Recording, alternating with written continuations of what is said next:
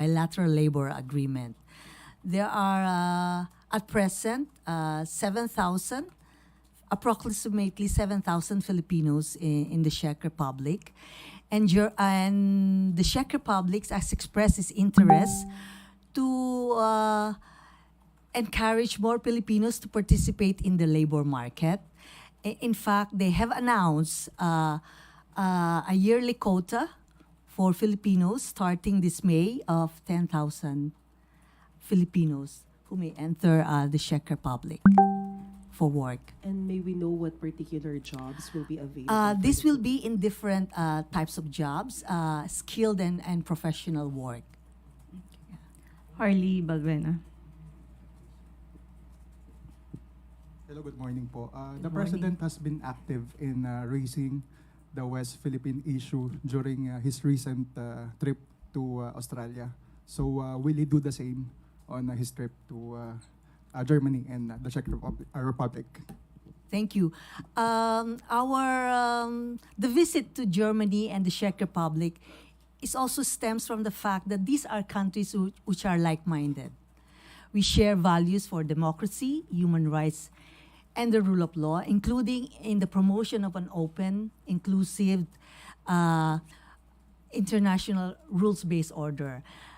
Yes, the President will have an exchange on how both could work together in maintaining an international rules-based order.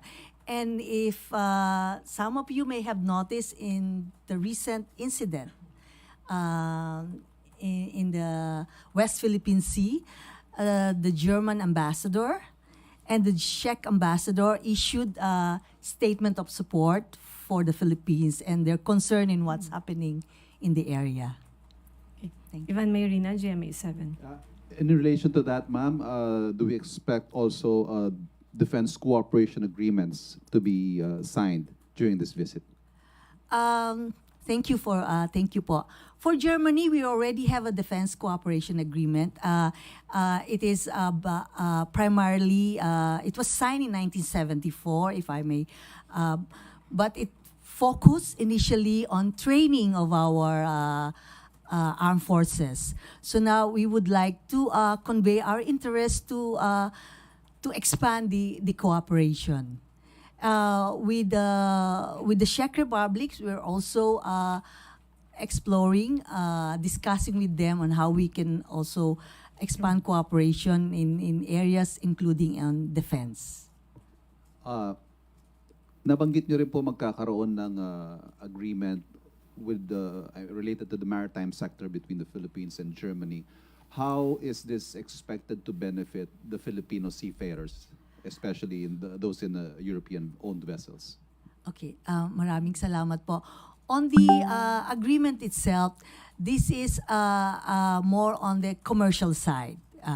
So it's facilitating the movement of maritime trade.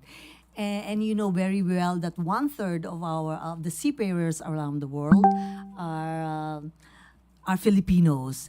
And a robust shipping industry in the Philippines and in worldwide will be good for the employment of seafarers, Filipino seafarers. Maraming salamat. Marcela Lili. May we know who will join the President on his trip to Germany and Czech Republic? For the visit to Germany and the Czech Republic, the President, aside from Madam, the First Lady, he will be joined by key cabinet officials. The Secretary of Foreign Affairs, Enrique Manalo, Secretary of Trade, Secretary Pascual, the Speaker of the House, and the Senate President. And Secretary Chu Laurel, OIC Hans Kakdak of DMW, and PCO Secretary Garafil, to name a few. Alvin Baltasar, Radyo Pilipinas. Hi, ma'am. Good morning po. Good morning Ma'am, po. how many business deals do we expect to be signed on the trip of the president? On the business deal, I would rather leave that to our colleague from the Department of Trade and Industry. And I would also rather would like to be surprised because we're also finalizing our arrangements on the business forum, on the business meeting. And as I said, let us be surprised after the visit on what we can announce to you. Oh, Jean Mangalus. Pleasantly surprised, I would say. Inquired.net. Hi, morning. Can you please ask what's happening, what's the situation in Czech Republic that demands such a high volume of Filipino workers? Okay, thank you. Well, the Filipino workers and everywhere, and whenever we talk, especially from our counterparts in Europe, they really appreciate the work ethic of our countrymen and their talent and skills. So that's one. So they do get a premium in terms of recruitment and benefits. And as far as Europe is concerned, Europe has a problem with its population. A lot of them have a shortage in their working population, and in some of them they have been a boom, say in the tourism industry, and they know our skills, even in our our hospitable nature and our very pleasant attitude at work. Lagi tayo nakangiti. So, particularly say in the tourism industry, they would like us to be there. But that's only for tourism. But as I said, there are also opportunities for our countrymen in other sectors, in other industry, because we were known for our skilled workforce. A Yeah. quick follow-up. Is the 10K quota in effect now, or will it be sealed during the president's visit? They have already announced it. There is already a decision. Actually, starting January 2024, the quota is 5,000. And the Czech, they have announced that this will be increased beginning May to 10,000. Okay. Pia Gutierrez, ABS. For the Filipinos only. Yeah? Ma'am, the president has been receiving much criticism over the frequency of his foreign visits. Particularly, itong visit na to will happen just a few days after he returned from two separate visits to Australia. Ma'am, can you talk to the Filipino people and tell them in a nutshell what does the Philippines stand to gain from these two particular trips? Okay.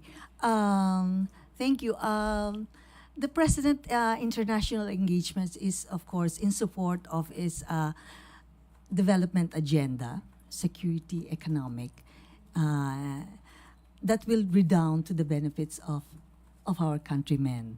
And for Germany and the Czech Republic, the visit will focus, as we have said earlier, in strengthening partnership with like-minded countries in Europe, especially the promotion of a rules-based international order. We will also wish to expand economic cooperation with Germany to explore other avenues of cooperation, and the same with the Czech Republic. For both, we will enhance labor cooperation. We are, you know very well that we have an agreement with Germany on health workers that has been in place, the Triple Win program. And now we are in discussions with them on the entry also of our Filipino countrymen in other professions and skilled work. And we mentioned earlier the one with the Czech Republic. And lastly, we would like to increase people-to-people exchanges because we have in Germany a huge Filipino community, 36,000 Filipinos, and in the Czech Republic, the 7,000 that is there is expected to grow also. So ma'am, in short, ito pong mga trips na to, you believe that these trips are necessary at this point in time and basically not a waste of government expenses? Kasi yun po yung sentiment kasi ng public. No, hindi po. Yes. This is indeed, these trips are all in support of the President's development agenda for the well-being and well-being of our country and the progress of of the Filipinos. Thank you po. Anne Soberano. Ma'am, good morning. Good morning po. Yes po. You made mention na may meeting si President with business leaders in Germany and Czech. May we know po kung meron na what companies and what business they would intend to invest in the Philippines. Thank you. There are meetings. There are meetings with the companies that are interested in renewable energy, in manufacturing, healthcare, aerospace, and innovation. So ma'am, bukod po dun sa healthcare workers, ano po yung sunod na malaking bilang ng mga professions ng mga Pilipino doon sa Germany at Czech Republic? Sa Germany po, iba-iba yung kanilang mga aside from the health workers, merong sa mga IT, sa manufacturing also. And of course, we have those who have made Germany their home.